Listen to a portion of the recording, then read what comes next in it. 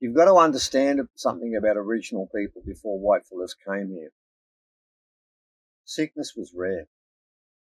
Okay, it was very rare. And sickness was always looked upon as something that happened through bad spirits. And let me give you two examples of how rare it was. Number one, when Captain Cook sailed down the east coast of Australia, he made a comment about what he was looking at.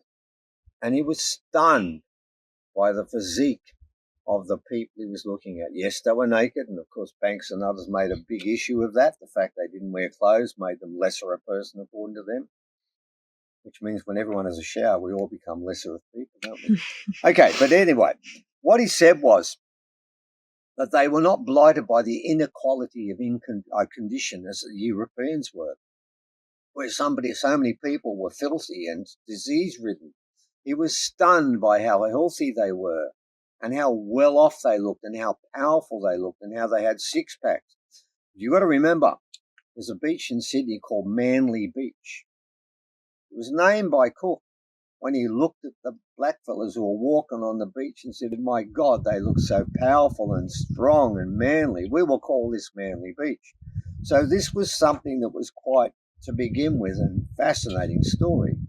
Now, I'm not saying they did not have herbs and a hospital. They had both. And I do remember on one occasion when my wife had an incurable cancer, Auntie Minnie Mace sent down some herbs and some leaves and said, this will cure cancer. Now, we didn't take the leaves simply because Del was using medicinal cannabis and it was completely curing her anyway. Her cancer count had dropped, I think, in 27 days by nearly 500,000. Well, we knew that was working. Now, if it stopped working, we were going to use Auntie Minnie Mace's leaves, but we didn't need to.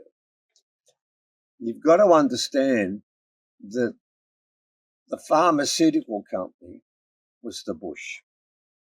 You've got to understand that's how things were done. And let me give some examples. Let's choose one that you might think, oh, what are they going to do with this one? Let's say they cut themselves and they've cut an artery. You would think, oh, no, well, this time you've got to go to a doctor. No, they wouldn't. What they do is they go to the hoop pine. They cut open the resin of the hoop pine and put that resin on the cut.